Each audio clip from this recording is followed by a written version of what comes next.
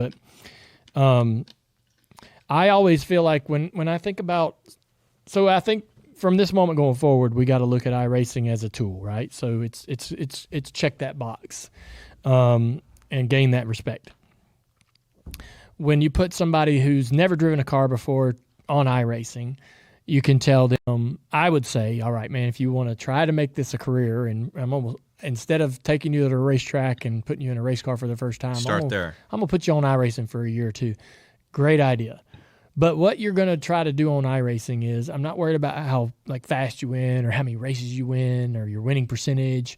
It's all about racecraft, wouldn't you say? I agree. Trying to stay out of crashes, or trying not to drive yourself into crashes. Because that's the way you rank up, is by just not having a lot of incident points. And that's right. That's one thing I really learned the hard way my first 2-3 years on iRacing, of I'd be fast, I could qualify well, but racing was where I would not do good at, whether it was putting myself in bad spots, going for tight holes, and just racking up the incident points and damaging the cars I was driving.